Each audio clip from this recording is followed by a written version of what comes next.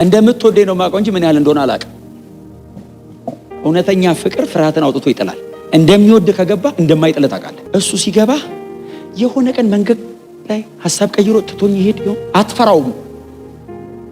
ልደክም እችላለሁ፣ ይወደኛል፣ ያነሳኛል። ልወድቅበት እችላለሁ፣ ብድግ ያደርገኛል። የወለድከው ልጅን አንተ እንደዛ ማታረገው ከሆነ አንድያ ልጁን መስቀል ላይ እስኪ ከፍል ከወደደኝ ኢየሱስ መስቀል ላይ ሲያጣጥር አባቴ ምን ነው ተውከኝ እያለ አንድያ ልጁ ሲያጣጥር አብ ዝም ያለው እኔን አይቶ ነው። በእግዚአብሔር ቤት የሚያኖረኝ ይሄ ነው። ጳውሎስ የሚኖረው በዚህ ነው። ይተጋል፣ ይጾማል፣ ይጸልያል፣ በጣም ፋይት ያደርጋል። መኖሪያዬ ነው ግን አይልም። እምኖረው ስለወደደኝ ነው። እንደሚወደኝ ከገባኝ ምንም ባረግለት ያንሰዋል። ተንበርክክ የረጅም ሰዓት ብጸልይ ውለታ እየዋልኩለት አይደለም፣ ስለሚወደኝ ነው። ህብረት እያረኩ ነው። የሆነ ነገር ብተው ሲለኝ ብተውለት ስለሚወደኝ ነው። ጮክ ብሉና ተወድጃለሁ በሉ እስቲ። የምንወደው የጌታ ቃል እንደዚህ ይላል፣ በዚህም ምክንያት በአብ ፊት እንበረከካለሁ፣ ከእርሱም በሰማይና በምድር ያለ ቤተሰብ ሁሉ ስያሜ ያገኛል። በውስጥ ሰውነታችሁ እንድትጠነክሩ ከክብሩ ባለጠግነት በመንፈሱ በኩል ኃይል እንዲሰጣችሁ እጸልያለሁ። ይኸውም በእምነት ክርስቶስ በልባችሁ እንዲያድር ነው። ደግሞም ስር ሰዳችሁ በፍቅር ታንጻችሁ የክርስቶስ ፍቅር ስፋቱ፣ ርዝመቱ፣ ከፍታውና ጥልቀቱ ምን ያህል እንደሆነ ከቅዱሳን ሁሉ ጋር የመገንዘብ ኃይል እንድታገኙ ነው። እስከ እግዚአብሔር ሙላት ሁሉ ልክ ደርሳችሁ እንድትሞሉ ከመታወቅ በላይ የሆነውን የክርስቶስን ፍቅር ታውቁ ዘንድ ነው። እንግዲህ በእኛ ውስጥ እንደሚሰራ እንደ ኃይሉ መጠን ከምንለምነው ወይም ከምናስበው ሁሉ በላይ እጅግ አብልጦ ማድረግ ለሚቻለው በቤተ ክርስቲያን እንዲሁም በክርስቶስ ኢየሱስ በዘመናት ሁሉ ከዘላለም እስከ ዘላለም ለእርሱ ክብር ይሁን፣ አሜን። ያነበብነው ወንድማችን ሐዋርያው ቅዱስ ጳውሎስ በኤፌሶን ከተማ ለነበረችው የክርስቶስ ቤተ ክርስቲያን የጸለየው ጸሎት ነው። የጳውሎስ ጸሎት ነው። እንግዲህ በተለያየ አጋጣሚ በመጽሐፍ ቅዱሳችን ላይ እነዚህን 13 ደብዳቤዎች እንግዲህ በስሙ የተመዘገቡ 13 ደብዳቤዎች አሉ። ምናልባት ደግሞ እንዳልኳቸው ዕብራውያንም ደግሞ የእርሱ ከሆነ አንድ 14 ደብዳቤ ጳውሎስ አዲስ ኪዳናችን ላይ የመጽሐፍ ዕድል አግኝቷል እና በጻፋቸው ደብዳቤዎች ሁሉ ላይ ምናልባት ከሁለቱ ውጪ ከገላትያና ከዕብራውያን ውጪ ጳውሎስ በብዙ ደብዳቤዎቹ ላይ ለነበሩት አብያተ ክርስቲያናት ይጸልያል፣ ለቅዱሳን ሁሉ ይጸልያል። ከጸለያቸው ጸሎቶች መካከል አንዱ በዚህ በኤፌሶን ምዕራፍ 3 ላይ የቀረበ ጸሎት ነው። እንግዲህ እቺን ቤተ ክርስቲያን ሁላችን እናስታውሳታለን። በተለይ የሐዋርያት ሥራ መጽሐፍን የሚያጠና ሰው የኤፌሶን ከተማ የጳውሎስ አገልግሎትን ሁሉም ሰው ያስታውሳል። በምን አይነት መንገድ እቺ ቤተ ክርስቲያን እንደተተከለች ሁላችንም እናስታውሳለን። ከቆሮንቶስ አገልግሎት ጨርሶ ነው አይደል ወደ ኤፌሶን የመጣው። ምዕራፍ 18 ቆሮንቶስ ጨርሶ ምዕራፍ 19 ነው ወደ ኤፌሶን ከተማ ጳውሎስ የገባው። የትንሹ እስያ ከግሪክ አገልግሎቱን ጨርሶ ወደ ትንሹ እስያ ወይንም ደግሞ ከግሪክ ጨርሶ ወደ ቱርክ አካባቢ የሄደበት ወቅት ነው ይሄ የምዕራፍ 19 ታሪክ። እና ጳውሎስ ወደ ኤፌሶን ከተማ ሲገባ ያገኘው እንደዚህ አይነት ብዙ ሕዝብ አይደለም ያገኘው። መጀመሪያ ገና ወደ ኤፌሶን ከተማ ሲገባ 12 ሰዎችን አገኘው ነው ያለው። እና እነዛን 12 ሰዎች ሲያገኛቸው የጠየቃቸው የመጀመሪያ ጥያቄ ባመናችሁ ጊዜ አይደል ያላቸው። ምክንያቱም እነዚህ ሰዎች ከማመን አልፈው ደቀ መዛሙርት ናቸው። ደቀ መዝሙር ከማመንም ይዘላል አይደል። ደቀ መዝሙር ኢሚቴተር ነው። ከማመን አልፎ ወደ መከተል የመጣ ነው። ምናልባት አማርኛው ጥሩ ላይሆን ይችላል። ኢሚቴተር እኔ የገባኝ መኮረጅ የሚለው ማለት ነው፣ በበጎ ከተረጎማችሁት ማለት ነው። እና ስለዚህ ከፊታቸው የሚያዩትን ኢሚቴት ወደ ማድረግ የመጡ በጣም የተለየ የህይወት ዲሲፕሊን ውስጥ የገቡ ሰዎች ስለሆኑ ኦሬዲ አምነዋል፣ ደቀ መዛሙርት ሆነዋል። ባመናችሁ ጊዜ መንፈስ ቅዱስን ተቀበላችሁን የሚል ጥያቄ ጠየቃቸው። እንግዲህ ሰውን ደጅ ካገኘ ነው የምንጠይቀው ጌታን ተቀብለሃል ነው የምንለው። ቸርች ካገኘ ነው የምንጠይቀው መንፈስ ቅዱስን ተቀብለሃል ነው። ስለዚህ ቸርች ስለሆነ ያገኘኋችሁ ልጠይቃችሁ ነው። በጣም በትህትና ጠጋባችሁ እርሱ ባመንክ ጊዜ መንፈስ ቅዱስን ተቀበልክን በሉት እስቲ። በጣም ተስፈኛ ነኝ አሁን እንደሚል ካላለ በኋላ እንጸልያለን። ጌታ ይባረክ። እና ባመናችሁ ጊዜ መንፈስ ቅዱስን ተቀበላችሁን ሲላቸው የመለሱለት መልስ እንኳን ልንቀበለው መኖሩን እንኳን አናውቅም ነው አይደል? በጣም ከባድ መልስ ነው። ማን ነው መንፈስ ቅዱስ? ምንድነውስ የሚያደርገው? ይህንን ጥያቄ መልሰው ለጳውሎስ ሲጠይቁት ጳውሎስ ቁጭ አድርጎ አይደለም ያስተማራቸው። እንደዚህ 12ቱም ላይ መጀመሪያ እጁን ጫነ ነው የሚለው። ምክንያቱም መንፈስ ቅዱስ ደጅ ሆኖ ማስረዳት ከባድ ነው። ውስጥ ይግባና ብንማማርን በቀላሉ ይገባቸዋል አለ አይደል? እንዲገባን ክርስትናን ያለ መንፈስ ቅዱስ መኖር አይደለም ማሰብ አይቻልም አይደል? በህይወት ያኖረን መንፈስ ቅዱስ ነው። አሁን ኢየሱስን በአካል የሚያውቀው እዚህ ቤት የለም አይደል? ኢየሱስ የተሰቀለ ቀን የነበራለ እዚህ ቤት እንደተሰቀለ ግን ሁሉም ሰው እርግጠኛ ነው። ይሄንን እርግጠኝነት ውስጣችን ያስቀመጠው መንፈስ ቅዱስ ነው። ክብር ለዘላለም ለእርሱ ይሁን። በእውነት መንፈስ ቅዱስን የሰጠን አብ ክብር ይሁንለት እና ያለ መንፈስ ቅዱስ ስለማይሆን 12ቱም ላይ እጅ ጫነ። በጣም የሚያስደንቀኝ ሁሉም ተቀበሉ የሚል ቃል አለ።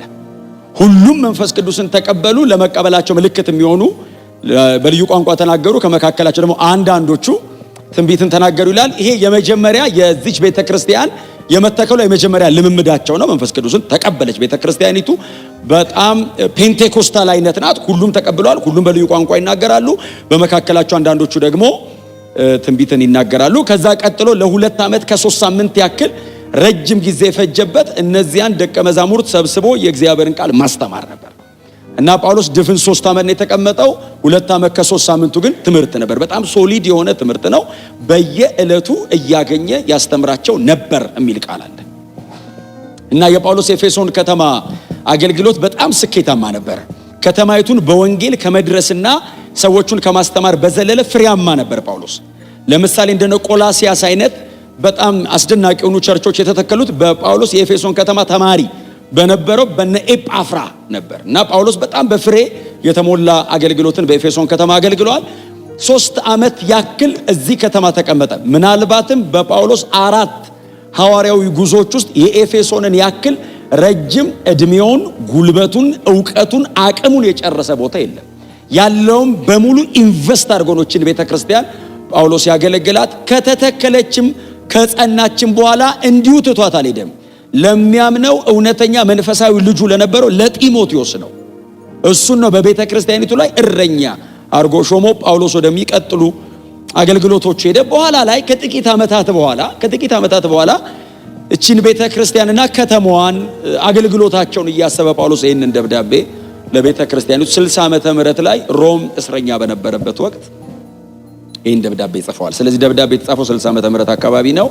የጻፈው ጳውሎስ ነው። የተጻፈው እስር ቤት ነው እና ከጳውሎስ የእስር ቤት ደብዳቤዎች መካከል ከ5-6 የሚሆኑ ጽፏል። ከነሱ መካከል አንዱ የኤፌሶን ደብዳቤ ነው። ክብር ለኢየሱስ ይሁን እና በጣም ጠንካራ ደብዳቤ ነው። እጅግ በጣም ጥልቅ የሆነ ትምህርት ያለበት ደብዳቤ ነው እና ይህንን ደብዳቤ 60 ዓመተ ምህረት ላይ ለቤተ ክርስቲያኒቱ ይጽፋል። ደብዳቤው ምናልባት ዛሬ ማታ አንብባችሁ እንደምትጨርሱት በጣም ተስፋ አደርጋለሁ። አጭር ነው ደብዳቤው፣ በጣም አጭር ነች። 6 ምዕራፍ አካባቢ ነው ያለው።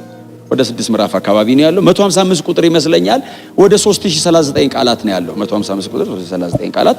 እናንተ በአንድ አዳር ብዙ መጽሐፍ የምትጨርሱ ሰዎች ትመስላላችሁ እና ጎናችሁ ያለው ሰው ኤፌሶንን ዛሬ እንጨርሳታለን በሉት።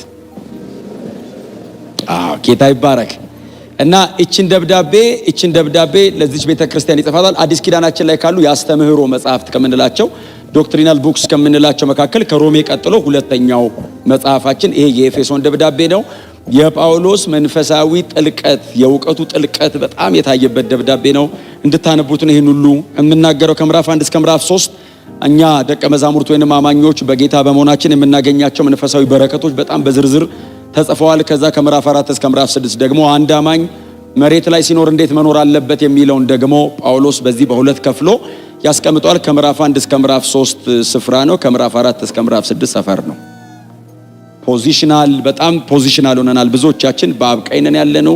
በጣም ብዙ ጊዜ የምናስተጋባው ትምህርት ስለሆነ እውነት ነው፣ የማይካድ ነው። ግን ደግሞ አዲስ አበባም ናችሁ፣ በፍጹም እንዳትክዱ እሱን። እዚህም ናችሁ። አሁን በጣም ብዙ ሰው የለውም ይላል። ልክ ነው። አሁን እዚህ አላችሁ፣ ሌላ ቦታ የላችሁ። እዚህ አላችሁ። ጎናችሁ ያለው ሰው እዚህ አለህ በሉት፣ እንዳልስትህ በሉት፣ ንኩትና እዚህ አለህ። ጌታ ይባረክ። ባላንስ በጣም ያስፈልገናል አይደል? የኤፌሶን ደብዳቤ በጣም ባላንስ አለው። በጣም አስደናቂ በሆነ መንገድ መንፈሳዊ ስፍራ ያለው እዚህ ደብዳቤ ላይ ነው። ቀጥሎ እዛ በአብ ቀኝ የተቀመጠው ሰው ደግሞ ኤፌሶን እንዴት መኖር አለበት የሚለውም ደግሞ በተብራራ መንገድ በዚህ ደብዳቤ ላይ ተቀምጧል እና ይህንን ደብዳቤ የተጸለየ ጸሎት አለው። እሱን ጸሎት ነው ዛሬ አብረን በጣም ጥቂት። ከዛ ጸሎትም ላይ የክርስቶስን ፍቅር ነው ጳውሎስ በጣም አስገራሚ በሆነ መንገድ ስለሚያቀርባት እሷን ነው ዛሬ አብረን እንድንካፈል በልቤ ላይ ያለው። ይሄ ደብዳቤ ከሌሎቹ የሚለየው ሁለት ጸሎት የተጻፈበት ደብዳቤ ነው፣ ወይንም ጳውሎስ ደጋግሞ የጸለየበት ደብዳቤ ነው። ምዕራፍ 1 ላይ ከቁጥር 15 እስከ 21 ድረስ የመጀመሪያውን ጸሎት ጸልየዋል።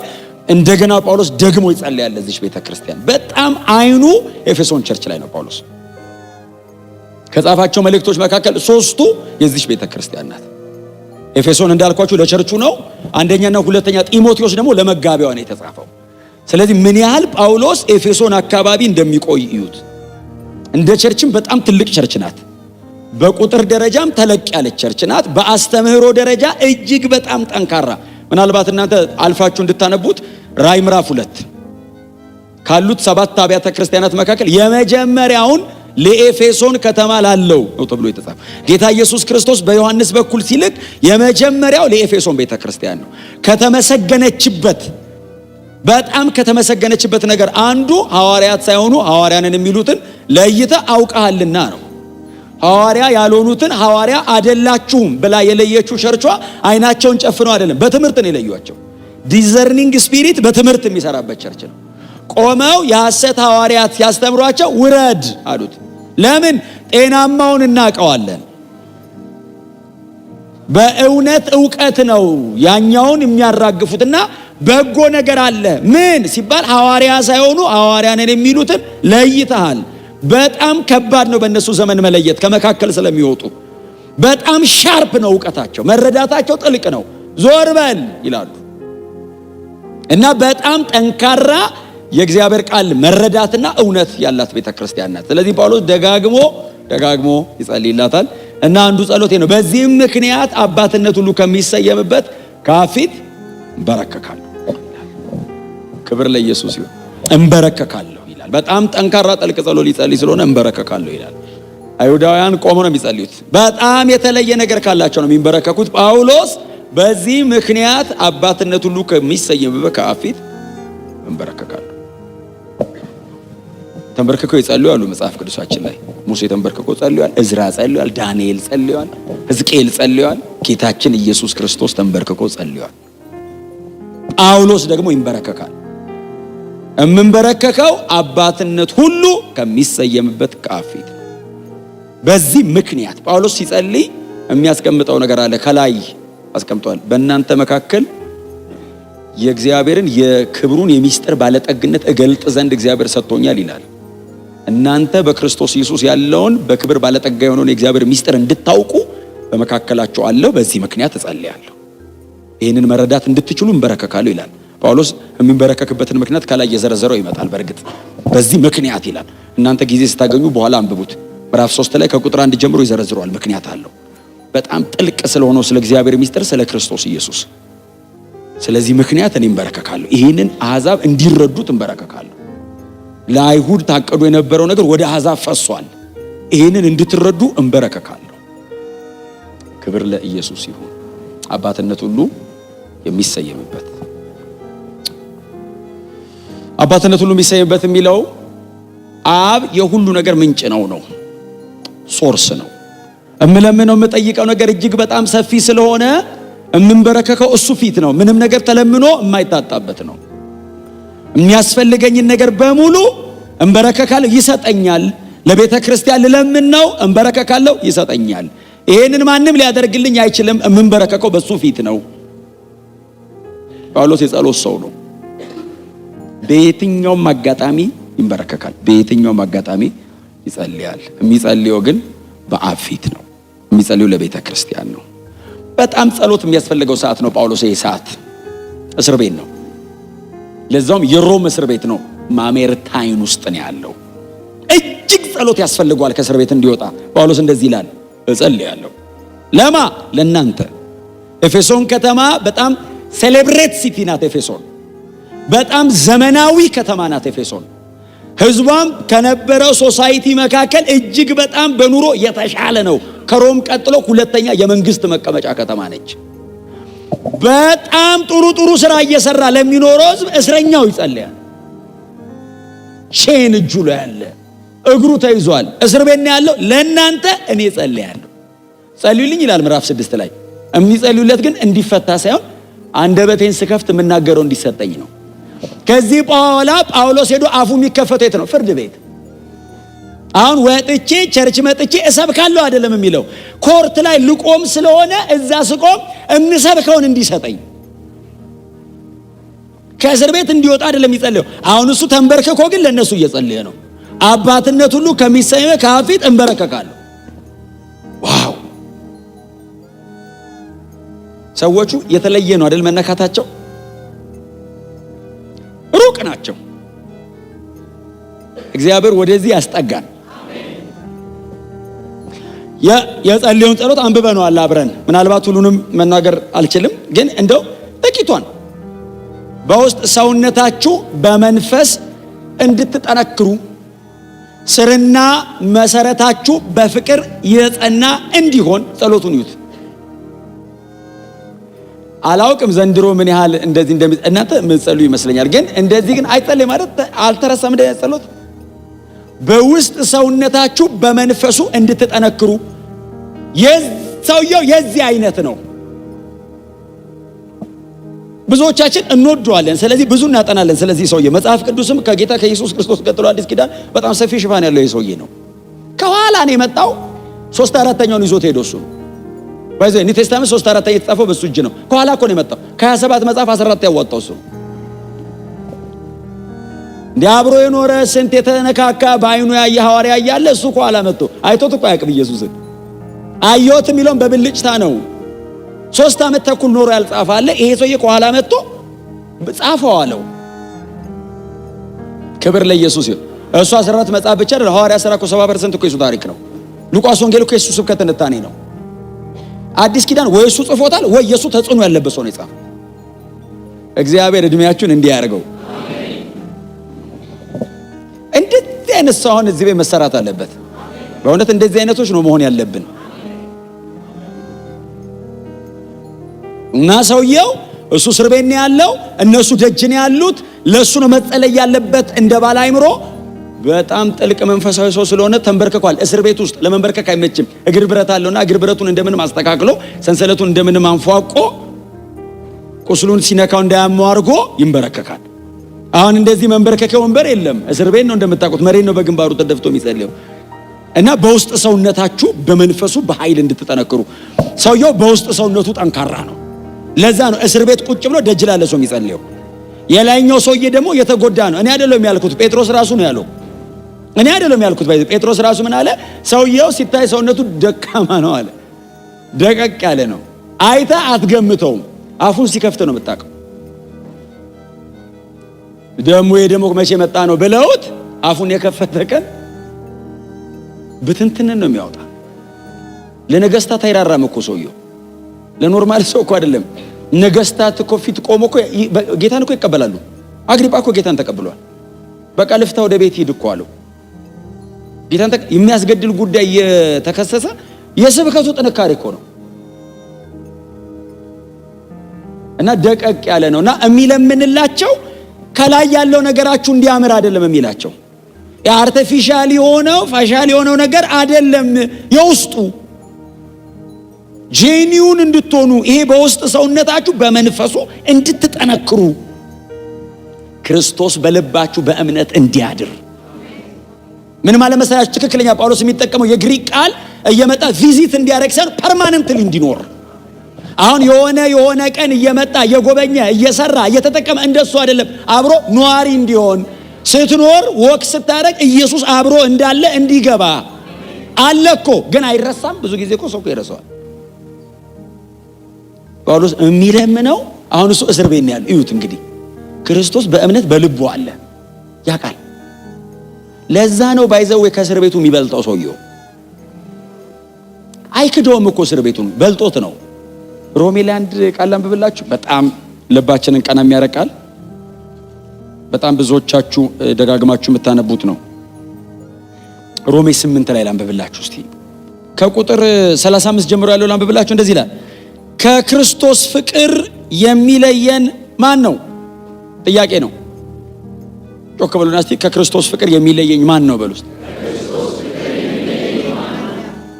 ከዛ ይዘረዝራል። ከክርስቶስ ፍቅር የሚለየን ማን ነው ብሎ ጳውሎስ እየጠራ ነው ወደ ጉባኤ የሚጠራቸው ነው። ችግር ነው ይላል። ወይስ ስቃይ ወይስ ስደት ወይስ ረሃብ ወይስ ራቁትነት ወይስ አደጋ ወይስ ሰይፍ፣ ይህም ስላንተ ቀኑን ሙሉ ከሞት ጋር እንጋፈጣለን፣ እንደሚታረዱ በጎች ተቆጠርን ተብሎ እንደተጻፈ ነው። ይቀጥላል ቁጥር 37 ምንም አይለየንም ብሎ ደግሞ ይቀጥላል። በጣም በጥንቃቄ ስሙኝ። የሚለየን ማን ነው ጥያቄው። ባይዘዌ ሌላ ሰው እስኪመልስለት አይጠበቅም፣ ራሱ ይመልሰዋል። ምንም አይለየንም ይልና ይዘረዝራል። በዚህ ሁሉ በወደደን በእርሱ ከአሸናፊዎች ምን ማለት ነው? እየዘረዘረኳቸው ያሉት ጉዳዮች ሻምፒየንስ ናቸው። ችግር ብዙ ሰው አንበርክኮ ያውቃል። ሲቃይ፣ ስደት፣ ራቁትነት፣ ሰይፍ፣ ሞት ኦፍ ኮርስ እንዴ በጣም ብዙ ሰው አንበርክኳል። ምን ማለት ነው? ሰው የሚያምነውን ነገር ከነዚህ ውስጥ ለአንዱ ብሎ ሊቀይረው ይችላል። ጳውሎስ እርግጠኛ ነኝ እነዚህ በሙሉ አይለዩኝም የሚለው እወደዋለሁ አይደለም፣ ወዶኛል። መወደዱ ላይ ተያይዘናል። እኔና እግዚአብሔር አይደለም፣ ይዞኛል። ክብር ለኢየሱስ ይሁን። ከዛ የሚዘረዝራቸው እነዚህኞቹ ትንሽ እንትን ናቸው። ቀጥሎ እንደዚህ ይላል፣ ከአሸናፊዎች ይህን ተረድቻለሁ፣ ሞትም ይሁን ሕይወት። አሁን እኔ ሞት አላቅም፣ ሞቼ አላቅም። ጳውሎስ ሞቶ ያውቃል፣ ተነስቷል እና ሞቶ የሚሄደው ሰማይ ነው እና ሞትም ይሁን ሕይወት፣ መላእክትም ይሁኑ አጋንንት አይለይም። መላእክት ግን ከባድ ነው። ብዙ ሰው መልአክ አየሁ ብሎ ብዙ ነገር ይሆናል አይደል? መልአክ የሚመስል ነገር ስናይ እኮ አራቱ የመላእክት አገልግሎቶች የሚል መጽሐፍ መልአክ የሚመስል ነገር አይተን ጳውሎስ ያስገባው ዝም ብሎ እንዳይመስላችሁ። አይሁዳውያን በጣም ፕራውድ ያደርጋሉ እና ጳውሎስ መላእክት ነው አለቀጥሎ አጋንንትስ ይዘረዝራል። ያለውም ይሁን የሚመጣው ምን ማለት ነው? እስካሁን የደረስንበት አለ፣ ምናልባት እኛ ዲስከቨሪ ያላረግነው ከዚህ በኋላ ደግሞ የሚደረግ ምን ያህል በክርስቶስ ፍቅር ላይ ያለው መተማመን ያለው መከራ፣ ስደት፣ ችግር፣ ሞት፣ ሕይወት፣ መላእክት፣ አጋንንት ብቻ ሳይሆን የሚመጣው ሌላም ካለ ብሎ ለኛ ክፍት አደረገው። አሁን አንዳንዱኛ የሚገጥመን ቻሌንጅ ጳውሎስ አልገጠመውም ይሆናል፣ ግን የኔ ይበልጣል ማለት አንችልም። የሚመጣው የሚላለው ጥቅሱ ከክርስቶስ ፍቅር ምንም አይለየንም።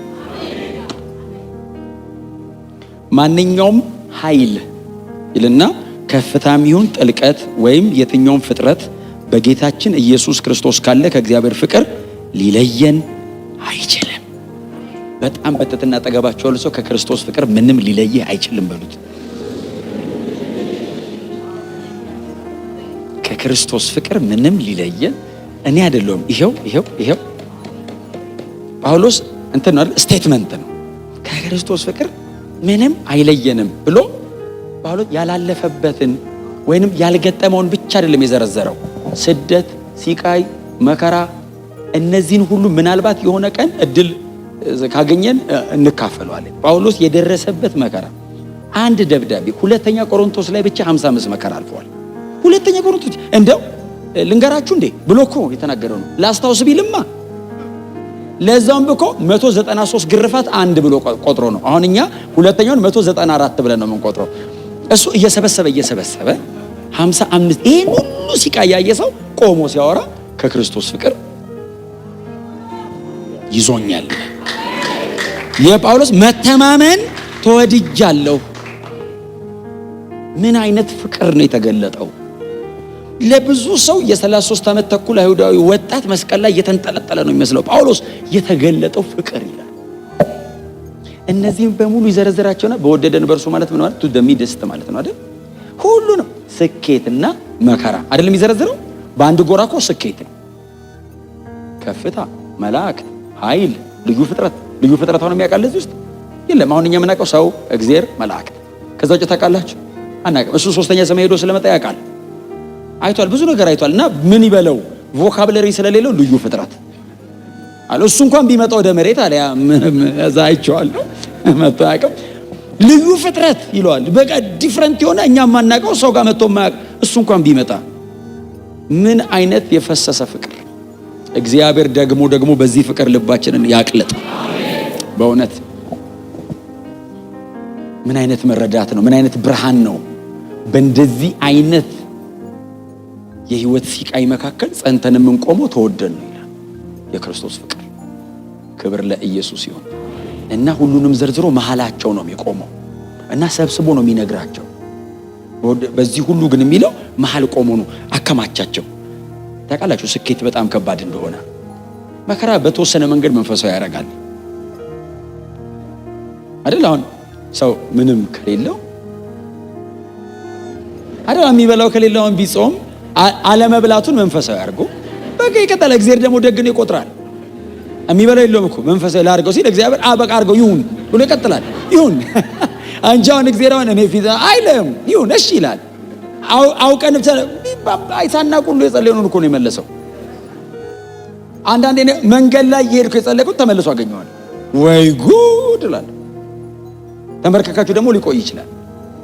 እኔ እየሄዳችሁ ጸልዩ እያልኩ አይደለም፣ የጸሎት አካሄድ እንዳትቀይሩ። ግን ምን ማለት ነው? የምትጸልዩበት ልብ ነው ዋናው አይደል? ምርር ሲላችሁ ቶሎ ይመለሳል። ጥብቅ ጸሎት መልሱ ፈጣን ስለሆነ ጌታ ይባረክ። ስኬት ግን ከባድ አሁን እንዳልኳችሁ ነው። ቻሌንጅ ምናምን መንፈሳዊ ላይ ስኬት ግን በጣም ከባድ። አሁን ይሄ ሰውዬ ከፍታም ቢሆን ሲል ብዙ ከፍታ እንደ ሰው በመንፈሳዊ ደረጃ ካየ ነው ምናልባት ይሄ ሰውዬ የደረሰበት ጋር ለመድረስ ልንጸልይ እንችላለን። በከፍታ ደረጃ በጣም አይደል? አሁን ሶስተኛ ሰማዩን ይሄደ ያለ አይመስለኝም። ይሄደ ሊኖር ይችላል። የመጨረሻው ዘመን ስለሆነ ብዙ ሰው እየሄደ ስለሆነ አይታ ደግሞ የመጀመሪያ ቀን ስለሆነ ማን ጥያቄ አልጠይቅም። እየቆየን ስንሄድ ጠይቃቸዋል። ግን ሶስተኛ ሰማይ እምላቸው አሁን ማንም ሰው ሄጄ መጣው የሚለው አይነት አይደለም አይደል? የጳውሎስ የመገለጥ ብዛት ይለዋል። ደግሞ የደረሰበት መገለጥ ህይወቱን አፌክት አድርጎታል አይደል? ሰውየው ደርሶ ሲመጣ ፕራይድ አላደረገ። ሄጄ መጣው ያለው ራሱ በድካም የታገሱኝ ብሎ እንጂ ያለ መጠን ሃምብል ነው ያደረገው። መሄዱ ይገለጥልኝ ብለን እንጸልያለን። ጥሩ ነው ይገለጥልን። ግን በጣም ይገርማችሁ ተገለጠልኝ፣ ቀጥሎስ መውጊያ ሰጠኝ ነው የሚለው። እንዳያስታበኝ መውጊያ ሰጠኝ፣ ኃይሉ እንዲገለጥብኝ፣ ያለ መጠን ደግሞ በድካም የተመካው። በጣም ሃምብል አደረገው። መሄዱ ሩቅ ማየቱ በጣም ጥልቅ አወረደው። ከሰው መሃል አወጣው። መረሳት ፈለገ። መተው አማረው። ታውቃለህ ሰው እንዳያስታውሰው ፈለገ። ያለ መጠን እደክማለሁ አለ። ለምን? ኃይሉ እንዲገለጥ። ጌታ ይባረክ። እና ሶስተኛ ሰማይ ትሪፕል ዳይሜንሽን አክሰስ አድርጎ እኔ እኮ አሁን የእግዚአብሔር መኖሪያ ገነት ገባዋል። ከባድ አይደለም ይሄ ነገር? ፓራዳይዝ የእግዚአብሔር መኖሪያ ገነት ፍጹም ሐሴት ያለበት ቦታ ገባዋል። እና ሰው እማያየውን አየዋል። አይታይም አለ። እኔ አየዋል። ሊሰማ አይገባም አይቻልም። እኔ ሰማው አለ። ሊሰማ አይገባም አለ። በዚህ ማነር ሎፉል አይደለም። ሊሰማ አይገባም። ቀጥሎስ አይቻልም። ይገባው ይባል አይቻልም። እኔ ሰማው አለ። በጣም የተለየ ነገር ነው አይደል? እግዚአብሔር እያደረገለት የነበረው ሰማው አለ። አሁን አንደኛ ቆሮንቶስ ላይ የመላእክት ልሳን ብናገር እኮ ያለው እኮ ገምቶ አይደለም፣ ሰምቶ መጥቶ ነው። ሰምቶ መጥቶ ሄዶ ሰምቶ መጣና ብናገር ራሱ አለ። አሁን መገለጡ ሃምብል ስላደረገው ነው ፍቅር ከሌለኝ ያለው እንጂ ነገሩ እኮ ያስታበያል። ሊታበይ ሞክሯል። በይዘይ ሞጌ ሰጠው እኮ ለዛ ነው ጠቅ አደረገው። አሁን አንዳንድ ባለፈው ተናገረ በልሳን ተናግሮ ሰው አጋንንት አውጥቶ የሆነ ተአምራና ሲደረገው ሰው ይተናነቃል፣ መጨበጥ ይከብዳል። አይ ይጠባሃል፣ ልብስ ብቻህን ያልባሃል። ከባድ ነው እውነት። የሚሆን ነገር አይደለም። በሰላም ተናገረ ልውረድ። እውነት ነገሩ ናቹራል ነው። መታበይ ሃምብል መሆን ነው ስፒሪቹዋል። ብትታበይ ልክ ነህ፣ ሰው ነህ። ሃምብል ኮንክስ መንፈሳዊ ሆነሃል። ነገሩ ሰላም ይታብ ማውጊያ አስቀመጠልኝ አለ። አንሳው ለምንኩ አለ። ለማየት ያልጸለየ ሰውዬ አይቶ ሲመጣ ለሞጊያው መጸለይ ጀመረ። እባክህ አንሳ። አላነሳም አለው። ለምን አለው? የደረስክበት መገለጥ ያስታብያል። በደረስኩበት መገለጥ በመገለጥ ብዛት እንዳልታበይ እኮ ነው ያለው። ምን ማለት ነው? የደረሰበት መገለጥ ሊያስታበየው እንደሚችል እግዚአብሔር አምኖበታል። እግዚአብሔር አምኖበት ነው የሰጠው። ትታበያለህ አለው። እዚህ ደርሶ የመጣ የለም። የመጀመሪያ ነው ያስታበያል። ስለዚህ ሃምብሎን እንድትኖር ያሳየው ነገር ከኔ እንዳይለይህ አለው። ምክንያቱም ትዕቢተኛን ሰይጣን አይደለም እግዚአብሔር ነው የሚቃወመው። ሰይጣንማ ጎሽ ጎሽ ነው የሚለው። ትዕቢተኛው እግዚአብሔር ነው የሚቀው። ስለዚህ ተመልሶ ከኔ ጋር ያጣላል እና ሀምብል የሚያደርግ ነገር ልስጥሃለሁ። እንዴት ትችላለህ ሲለው ሰፊሽንት የሆነ ጸጋ፣ ብቁ ጸጋ ሰጥሃለሁ፣ በቂ ጸጋ ሰጥሃለሁ እና ሲወጋ እንድትችለው የሚያደርግ ጸጋ ሰጥሃለሁ። እንደው እግዚአብሔር ግን አይገርምም? ከማትወጋ ነው ተወግተህ ብትችል ይሻለኛል። አሁን ሊያሰቃየው ፈልጎ ሳይሆን አብሮት እንዲኖር ፈልጎ፣ አለማሳየትም አልፈለገም፣ እንዲልህ ፈልጓል። ካየ በኋላ ደግሞ ታቢው እንዳይጠፋበት ፈልጓል። ስለዚህ አሳየውና መውጊያ ሰጥቶ ጸጋ ጨመረለት። እንዲህ ነው እኮ የሚያኖረን። እንዲህ ባላንስ እየሰራ ነው 70 ዓመት ምንም የኖርን ሳይመስለን የሚያልቀው እንጂ የጸለይከው በሙሉ ቢሰጠው አትኖርም። የለመናችሁት በሙሉ ተንበርከከ አባ ስትል አቤት ቢለ እንትን ስትል እሺ እያለ ቢሰጥ ላይፍ ቦሪንግ ነው። ከምሬ አይደለም እንዴ? እውነቴን እኮ ነው። ህይወት ስልችት ነው የሚለ ሲይዝብህ ሲያቆይህ ስጠኝ ስትል እሺ እሰጥሃለሁ ብሎ 10 ዓመት ሲይዘው መጣ ብሎ ከ20 ዓመት በኋላ ሲመጣ እንደዛ ነው የሚያኖረን። እኔ ብቻ ነኝ እንደዚህ የምኖረው? መሬታ ነው የምኖሩት። እንደሱ እኮ ነው አይደል? አሁን እኮ ህይወት እንደሱ ነው። ደግሞ ቻሌንጅ ወይ መከራ የላይፍ ባላንስ ነው አይደል? መከራ ሁሉ ነገር ልክ ሲሆን ቁጥሩ አይደለም። ህይወት ድክም ነው የሚለን ስክራች ሲኖረው እሱን ለማስተካከል ትጸልያለህ፣ ትጾማለህ፣ ታለቅሳለህ። መጣው ብሎ 10 ዓመት ይወስዳል። 40 ቀረኝ ሲወስደው አመስገነት ሄዳል። አንዳንዱን ጸሎት እኮ ላንተ ለልጅ ይልሃል። ከዛ አይደል ብሉይ ኪዳን እንደሰነል ለልጅ ይሏል። ለልጅ ልጅ ብሎ አንተ ለምነህ ለልጅ ልጅ 4ኛ ትውልድ ያያል ይላል። አብርሃም የለመነውን እኛ አይደል ይወሰድ ነው። ሩቅ አይቶ እኛን እኮ ያገኘነው ከ2000 ዓመት በኋላ የሚመለስ ጸሎት እኮ ነው የጸለየው። መከራ የህይወት ባላንስ ነው። እንደዛ ባይሆን ማንም ሰው ነው አይደል? የተወሰነ ይመልሳል፣ የተወሰነውን ይዟል። የተመለሰውን ይዘን እያመሰገንን ለሚቀጥለው ደግሞ እንመጣለን። ከዛ እሷንም ትንሽ ይመልስና ደግሞ ሌላ ደግሞ ይዛል እንሄዳለን። በኋላ ላይ ግን የሆነ ደረጃ ላይ እንደርሳለን። ቢያድነኝም ባያድነኝም አይደል? ስለሚሆነው ነገር ስለማንነቱ መከተል ሲንጀምር ክብር ለስሙ ይሁን እና ጳውሎስ በእንደነዚህ አይነት መከራውን በጣም ከባድ ነው የዘረዘረው። ከፍታ ብሎ የሚዘረዘረው በሰው ደረጃ በቀላሉ አክሰስ አይደረግም ከፍታው። በእነዚህ ሁለት ትልልቅ ኤክስትሪሞች መካከል በክርስቶስ ፍቅር ነው የምኖረው ይላል። ይሄኛውም አያጠፋኝም፣ ይሄኛውም አይለየኝም። በወደደኝ በእርሱ ከአሸናፊዎች የቸርች ድምፅ ነው እንበልጣለን ይላል። ጌታ የተባረከ ይሁን። በኋላ መጨረሻ ላይ የሚዘጋው ጳውሎስ ይህንን ሲናገር በክርስቶስ ኢየሱስ ካለ ከእግዚአብሔር ፍቅር ሊለየኝ እንደማይችል ተረድቻለሁ። አይለየኝም ብቻ አይደለም ያለው። አሁን ድርቅ ብዬ አይለየኝም እያልኩ ነው አይደለም የሚለው፣ ገባኝ አለ። ያላፋኝ ይሆናል እንጂ ሊለየኝ እንደማይችል ገብቶኛል። ላይፍ እንደምታውቁት ፕሮሰስ ነው፣ ሂደት ነው። በጣም አፕስ ኤንድ ዳውንስ አለው። ሁሌ ከፍታ ላይ ላትሆኑ ትችላላችሁ። የሆነ ጊዜ ደግሞ ሊወርድ ይችላል። ከዛ እንደገና ትነሳላችሁ። የሚደክም ይኖራል። በየትኛውም የህይወት መንገድ ውስጥ አለ በክርስቶስ ኢየሱስ ካለው ከእግዚአብሔር ፍቅር ይሄ ሁሉ ሊለየኝ አይችልም። ያለው አይደለም የሚመጣው መላእክትና አጋንንት አይደለም፣ ልዩ ፍጥረት ገና ኢንቨንት ያላረግነው ነገር ማለት ነው። ገና የሚመጣ ካለ ለመጨረሻው ዘመን ተብሎ የታቀደ ካለ ከክርስቶስ ፍቅር ሊለየን ከዚህ ሁሉ የተወደድንበት ይበልጣል። በመስቀል ላይ የተገለጠው ፍቅር ይበልጣል። በጣም ከፍ ብትሉ ከአብቀኝ በላይ ከፍ አትሉ፣ በጣም ብትወርዱ ከሲኦል በታች አትወርዱም። ኢየሱስ ጥግና ጥጉን ነው በፍቅር የነካው። መሀል ላይ ነው ያላችሁት። በጣም በወጣ ከአብቀኝ በላይ አልወጣም። ተሰቃየው በለታ እሱ የወረደው ድረስ አልወርድም። መሀል ላይ ናችሁ። ፍቅሩ እዛ ጥግና እዛ ጥግ ነው። የትም ብትሄዱ ዓለምን የጠቀለለ ፍቅር ነው። ምንም ያህል ዘመን ብትሰቃዩ ለዘላለም ነው የወደደ ርዝማኔው። ማንም ከዚህ ፍቅር ውጪ ሊወድቅ አይችልም። በጣም በትህትና አጠገባቸው ያለው ሰው ተወዳል በሉት። ክብር ለኢየሱስ ይሁን። በጣም ዛሬ እንደ ተመሰገነ እንደ ተባረከ ሰው ቀና ብላችሁ ነው ማምሸት ያለባችሁ። ወዶኛል። ምንም አይነት የህይወት ምስቅልቅል ውስጥ ልትሆኑ ትችላላችሁ። ተወዳቸዋል። እግዚአብሔር በክርስቶስ ኢየሱስ የገለጠው ፍቅር ወደር የለውም። ማንም እንደዚህ ሊወደኝ አይችልም። የወደደኝ የለም፣ ሊወደኝ የሚችል አይመጣም። የመጨረሻውን ወዶኛል። እግዚአብሔር በመጨረሻ ፍቅር ወዶኛል። ከዚህ ፍቅር ደግሞ ሊለየኝ የሚችል የለም። ስለዚህ ሴኩሪቲያችን መወደዳችን። እኔ ብዙ ጊዜ መሰጣት አንድ ምሳሌ ያለችና አንድ ቀን ቤቴ ተኝቼ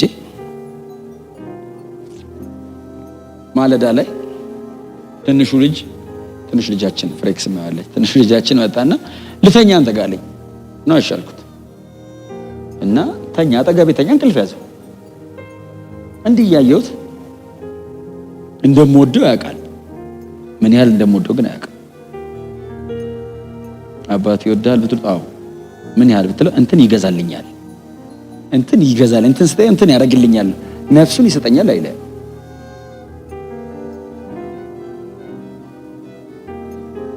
ወዲያው ተነሳውና በቃ ጸሎት ጀመርኩ።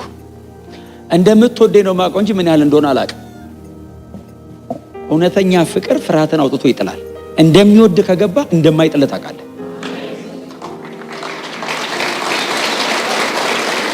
ሰምታችሁኛል? ሐሳብ አይቀይርም። ይሄ ልጅ እንደምወደው ነው የሚያውቀው። ለዛ ነው መጥቶ እንቅልፍ ያዘው። እርግጠኛ ነው ምንም እንደማላረገው። ማንም ሰው እጅ ላይ ላይተኛ ይችላል። እኔ እጅ ላይ ተኛ።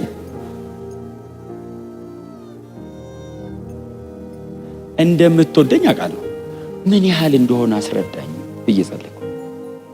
እሱ ሲገባ የሆነ ቀን መንገድ ላይ ሐሳብ ቀይሮ ትቶኝ ይሄድ ይሁን አትፈራውም። ልደክም እችላለሁ። ይወደኛል፣ ያነሳኛል። ልወድቅበት እችላለሁ፣ ብድግ ያደርገኛል።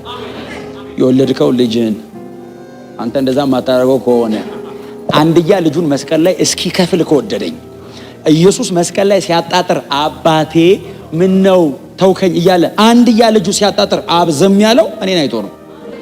ያን ያህል ይወደኛል ማለት ነው። እግዚአብሔር ይሄንን ፍቅር እንደገና ያፍስስብን። በእግዚአብሔር ቤት የሚያኖረኝ ይሄ ነው። ጳውሎስ የሚኖረው በዚህ ነው። ይተጋል፣ ይጾማል፣ ይጸልያል፣ በጣም ፋይት ያደርጋል። መኖሪያዬ ነው ግን አይልም። እምኖረው ስለወደደኝ ነው። ትጋቱ ከመውደድ የመነጨ። ለምትወዱት ሰው እናንተ ምንም አታረጉም እንዴ? ለምትወዱት ሰው እኮ የሆነ ነገር ስታደርጉ ውለታ እየዋላችሁለት አይደለም፣ ፌቨር አይደለም። እኔ ለፍሬክስ ምንም ነገር ፌቨር እያረኩለት አይደለም። እንደሚወደኝ ከገባኝ ምንም ባረግለት ያንሰዋል። ተንበርክኬ ረጅም ሰዓት ብጸልይ ውለታ እየዋልኩለት አይደለም፣ ስለሚወደኝ ነው። ህብረት እያረኩ ነው። የሆነ ነገር ብታው ሲለኝ ብታውለት ስለሚወደኝ ነው። ጮክ ብሉና ተወድጃለሁ በሉ እስቲ። ማንም አይወደዳችሁ፣ እሱ ወዷቸዋል። መስቀል ላይ ስለ ኃጢአቴ እስኪሞት ድረስ ወዶኛል። በእኔ ቦታ መስቀል ላይ እስከ መሞት ወዶኛል። ህይወት ሰጥቶኛል። ለዘላለም ከኔ ጋር ኑር ብሎኛል። ይሄ ብቃት ነው ለኛ በእግዚአብሔር ቤት የምንኖርበት ብቃት። ክርስቶስ ወዶኛል። ቀና ብለን በዚህ ቤት እንኖራለን። ክብር ለኢየሱስ ብቻ ይሁን።